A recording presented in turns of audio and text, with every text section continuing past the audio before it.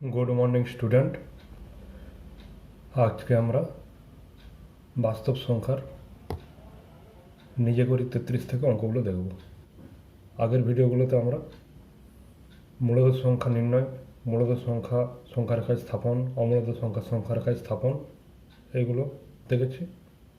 তোমরা যদি ভিডিওগুলো এখনও দেখে না থাকো তাহলে প্লেলিস্ট থেকে বা ডিসক্রিপশনে দেওয়া লিঙ্ক থেকে অবশ্যই দেখে নেবে। তাহলে 33-এ কী বলেছে সরল করি। অমূলদ সংখ্যা মূলদ সংখ্যা দেওয়া আছে, যোগ বিয়োগ সেগুলো আমাদের সরল করতে হবে। একের দাগেরটি করে দেওয়া আছে, আমরা দুই দাগেরটি দেখব। তাহলে 33-এরটা কী আছে, দুইটা -22√3 প্লাস 11 ইন্টু ফার্স্ট ব্র্যাকেটে 1 প্লাস 2√3। তাহলে আমরা প্রথমে যোগের বিচ্ছেদ নিয়ম করতে পারি। যোগের বিচ্ছেদ নিয়ম কি?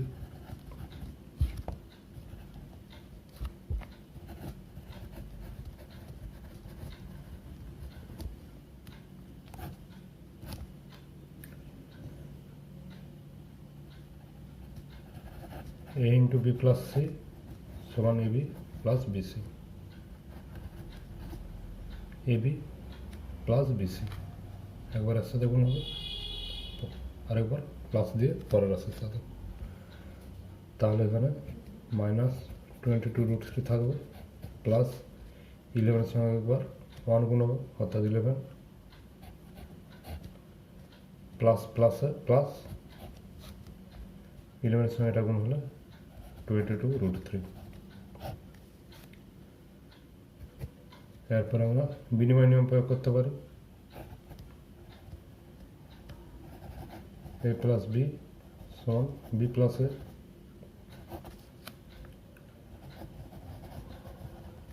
যোগের বিনিময় নিয়ম প্রয়োগ করে পাই। তাহলে কী হবে, -22√3 প্লাস 22√3, এটা আগে আসবে তারপরে 11। এরপর আমরা কী করতে পারি, -22√3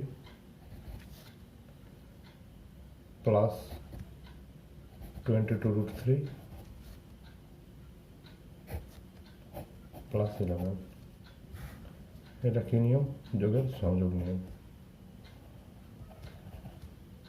এ প্লাস ব্র্যাকেটের ভিতর বি প্লাস সি সমান এ প্লাস বি প্লাস সি, যোগের সংযোগ নিয়ম। এরপরে কী করতে পারি, মাইনাস আর একটা প্লাস একই রাশি, অর্থাৎ আমরা কী জানি -a প্লাস a সমান 0। কারণ কি, -a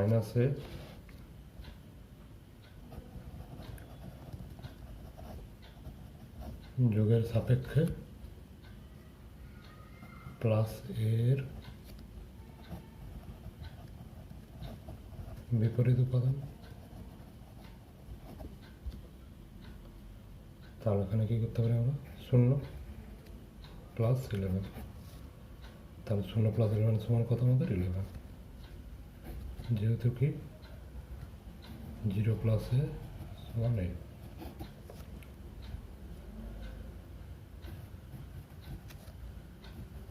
জিরোকে যোগের এক সম উপাদান বলে।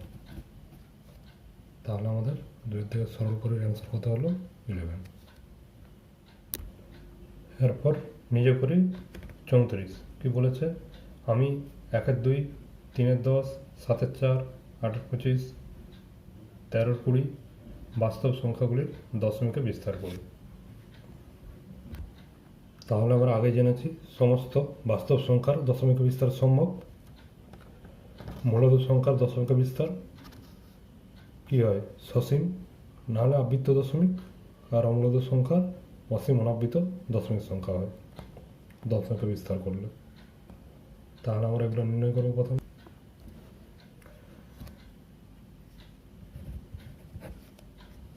একের 2 এটি বিস্তার করলে কত হবে?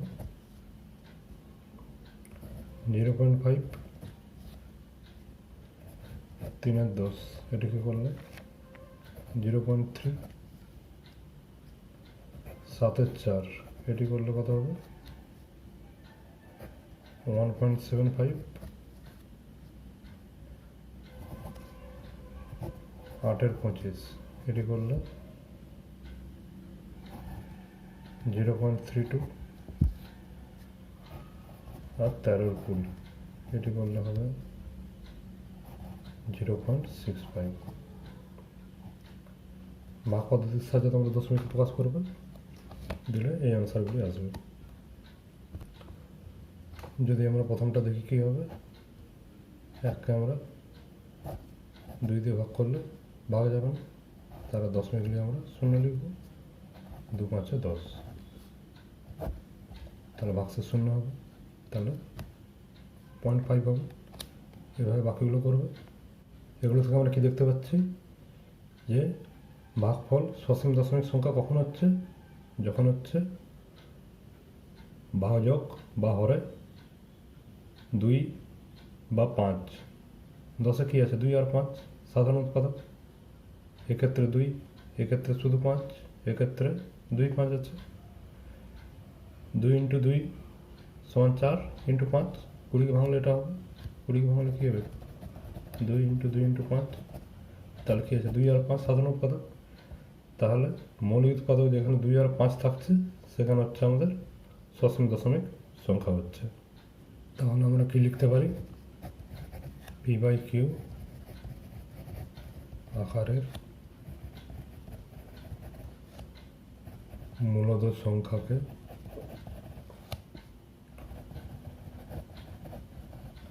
দশমিকে বিস্তার করলে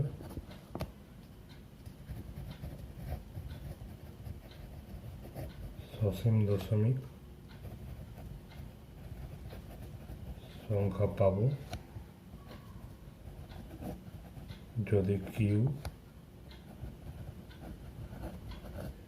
এর মৌলিক উৎপাদকে কেবলমাত্র 2 এবং 5 থাকে। তাহলে 2 আর 5 থাকলে তখন আমরা বাস্তব সংখ্যার বা মূলদ সংখ্যার দশমিকের বিস্তার কী পাবো? আমরা সসীম দশমিক সংখ্যা পাবো। এরপরে 37-এর অঙ্ক। 37-এ কী আছে? নিচের মূলদ সংখ্যাগুলি ভাগ না করে দশমিক বিস্তার করলে সসীম দশমিক সংখ্যা হবে কিনা দেখব। তাহলে একের দাগেরটি করে দেওয়া আছে, সেইভাবে বাকিগুলো আমরা করব। তাহলে 37-এর 2 কত সংখ্যা আছে? 9-এর 125। তাহলে আমরা 125কে ভাঙব P/Q এর কিউকে। তাহলে তার সাধারণ উৎপাদক যদি 2 আর 5 হয় তাহলে সসীম দশমিক সংখ্যা পাবো, আর অন্য কিছু হলে তাহলে সেটা পাবো না সসীম দশমিক। তাহলে 125 এর সাধারণ উৎপাদক সমান কত? 125 কি জানি? 5 × 5 × 5 বা 5-এর কিউব। তাহলে হচ্ছে 125-এর সাধারণ উৎপাদক শুধুমাত্র 5। তাহলে আমরা কি লিখতে পারি? 9/125 কে দশমিকে প্রকাশ করলে সসীম দশমিক সংখ্যা পাব। তিনেরটি করে দেওয়া আছে, আমরা চারেরটা দেখব। চারে কী বলেছে? 19/80। তাহলে একইভাবে আমরা 80 দেখব। তাহলে 80-এর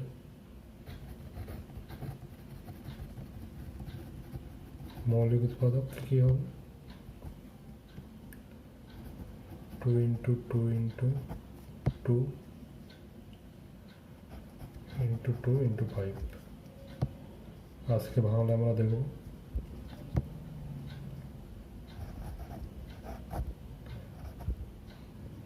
40, 20, 10, 5। তাহলে এটি হচ্ছে আমাদের মৌলিক উৎপাদক। তাহলে কী আছে? অতএব 2 আর 5ই আছে।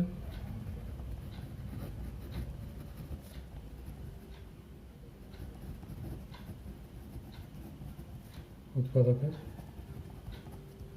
2 ও 5ই আছে। অতএব 19/80-কে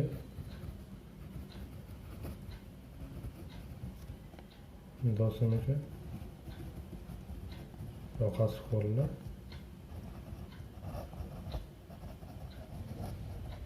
সসীম দশমিক সংখ্যা পাবো। এরপরে 5 কি আছে? 3-24। তাহলে 24কে ভাঙলে আমরা কী পাবো?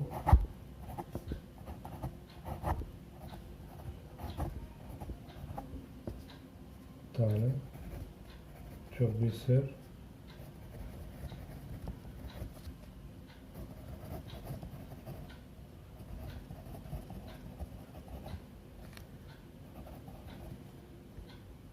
সমান কত? 2 × 2 × 2 × 3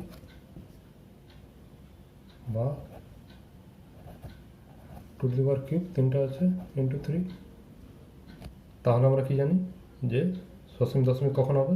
যখন 2 আর 5 থাকবে। 2 আর 5 বাদে যদি অন্য কিছু থাকে, যেমন এক্ষেত্রে 3 আছে, বা কোনো ক্ষেত্রে যদি 7 থাকে, সেক্ষেত্রে কী হবে আমাদের? সেটা সসীম দশমিক হবে না।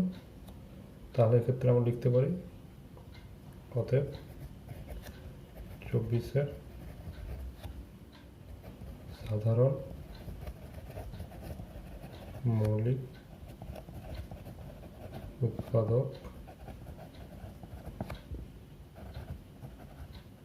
উৎপাদকে 2 ছাড়াও অপর একটি মৌলিক উৎপাদক 3 আছে। অতএব 3/24-কে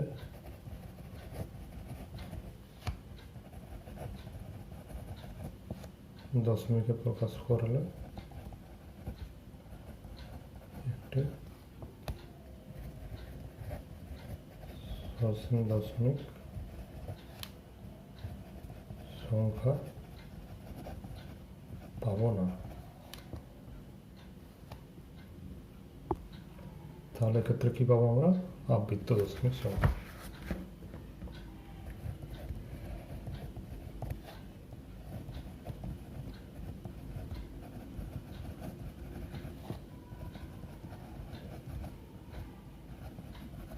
আবৃত্ত দশমিক সংখ্যা পাবো, কারণ মূলত সংখ্যাকে আমরা দশমিক প্রকাশ করলে হয় সসীম, নয় আবৃত্ত দশমিক সংখ্যা পাই। তাই যেহেতু সসীম হবে না, এক্ষেত্রে আবৃত্ত দশমিক সংখ্যা পাবো। এরপর 38-এর দাগে নিচে করি। এখানে কি আছে? আমি নিচের মূলত সংখ্যাগুলি দশমিকে বিস্তার করি। প্রথমে দশমিকে বিস্তার করব এবং কোনটি সসীম দশমিক আর কোনটি আবৃত্ত দশমিক সংখ্যা সেটা আমরা লিখব। তাহলে 1 আর 2-এরটা করে দেওয়া আছে, আমরা 3 আর 4-এরটা দেখব। তাহলে 38-এর 3-এর সংখ্যা কী দেওয়া আছে আমাদের? 7/24। তাহলে এটাকে আমরা দশমিকে বিস্তার করব ভাগ পদ্ধতির সাহায্যে। তাহলে 7/24। তাহলে 7 আমাদের 24 থেকে ছোট, তাহলে আমরা দশমিক দিয়ে শূন্য লিখতে পারি। তাহলে 24 2 দিয়ে গুণ করলে 48, বিয়োগ করলে কত আমাদের 22। তাহলে দশমিক থাকার জন্য শূন্য লিখতে পারি। তাহলে 24 9 যাবে আমাদের 216, বিয়োগ করলে আমাদের 4 অবশিষ্ট থাকবে, ভাগশেষ। দশমিক থাকার জন্য শূন্য লিখতে পারি, এরপর 1 দিয়ে 24 থেকে 24, এরপর 16, দশমিক থাকার জন্য শূন্য লিখতে পারি। তাহলে 24 6 কত 144, এখানে বিয়োগ করলে কত আসবে আমাদের 16, আবার দশমিক থাকার জন্য শূন্য লিখতে পারি। তাহলে 24 6 এখানে আমাদের 144, বিয়োগ করলে কত হবে আমাদের 16। তাহলে এইভাবে আমাদের ক্রমশ চলতে থাকবে। তাহলে আমরা কি লিখতে পারি, অতএব 7/24 সমান 0.2916 পৌনপণি, কারণ 6টা আমাদের ক্রমশ পরপর ভাগ করলে পেতে থাকবো। তাহলে আমরা কি লিখতে পারি, অতএব 7/24 এর দশমিক প্রকাশ একটি আবৃত্ত দশমিক সংখ্যা।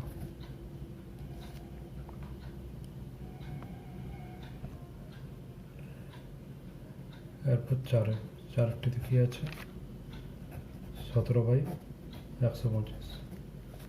তাহলে প্রথমে আমরা দশমিকে প্রকাশ করব, 17 আর 125। তাহলে 17 ছোট 125 থেকে, তাহলে আমরা দশমিক দিয়ে শূন্য লিখব। তাহলে 125 1 দিয়ে যাবে 125, বিয়োগ করলে বিয়োগফল কত হবে আমাদের 45। দশমিক থাকার জন্য শূন্য লিখতে পারি। তাহলে 125 3 যাবে,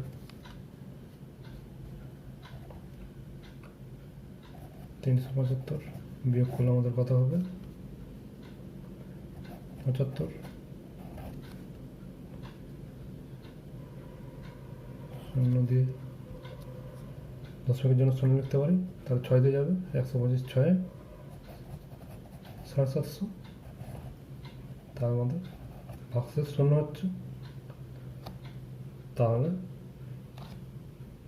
অতএব দিয়ে আমরা কি লিখতে পারি,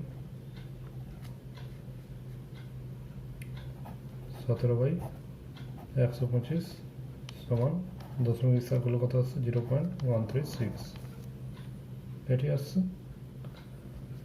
তাহলে অতএব উত্তর লিখতে পারি, অতএব 17/125 এর দশমিকের বিস্তার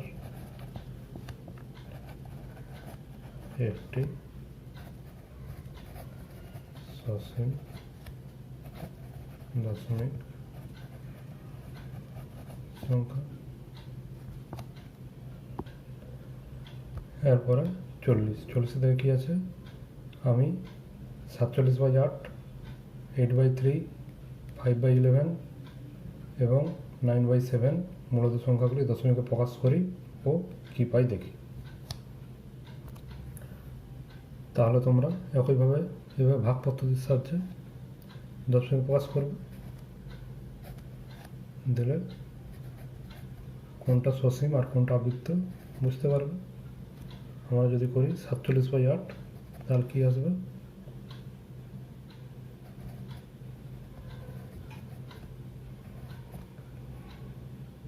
এটা সসীম আসবে, যেহেতু 2 শুধুমাত্র মৌলিক উৎপাদক। তাহলে আমরা লিখতে পারি এটি একটি সসীম দশমিক সংখ্যা। এটা দশমিকে ভাঙলে কি আসতেছে আমাদের 5.875। এরপরটি যদি আমরা করি 8 এর 3, তাহলে কত আসবে?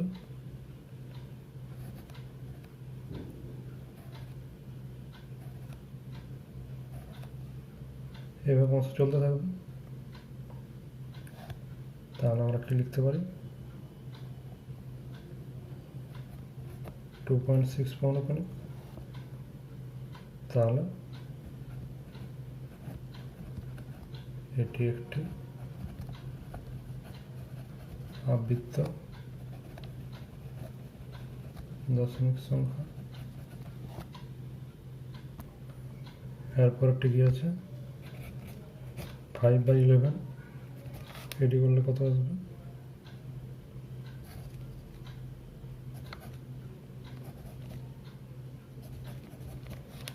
45। এভাবে আসতে থাকবে। তাহলে কি লিখতে পারি? 0.45 পৌনকণিক। তোমার ভাগ পদ্ধতির সাহায্য করবে, দিলে ঠিক আসবে। তাহলে যেহেতু এটি 11 আছে, তাহলে কি মৌলিক উৎপাদক 2 আর 5 বাদে অন্য আছে, তাহলে এটি আমাদের আবৃত্ত হবে।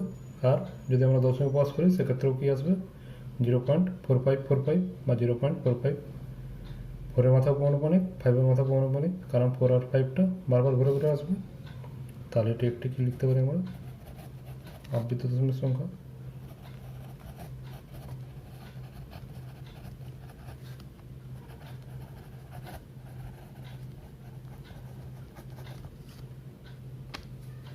এরপরেরটি কি আছে? 9/7। এটা ভাগ করলে কি আসবে? 1.285,714। এভাবে ক্রমশ চলতে থাকবে, ভাগশেষ যাচ্ছে না।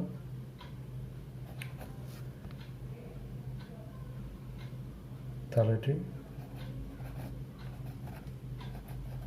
একটি আবৃত্ত দশমিক সংখ্যা। তোমরা ভাগ পদ্ধতির সাহায্যে ভাগ করে দেখবে। এরপর 41 কি বলেছে? আমি 0.5 এবং 0.49 পৌনকণিক, 9-এর মাথায় পৌনকণিক আছে, এর মধ্যে সম্পর্ক কী আছে হিসাব করে দেখি। তাহলে এটি আমাদের সসীম দশমিক সংখ্যা, আর এটি হচ্ছে আবৃত্ত দশমিক সংখ্যা। তাহলে সসীম দশমিক সংখ্যা আর আবৃত্ত দশমিক সংখ্যা দুটাই হয় আমাদের মূলত সংখ্যা। তাহলে এদের মধ্যে কী সম্পর্ক আছে আমাদের?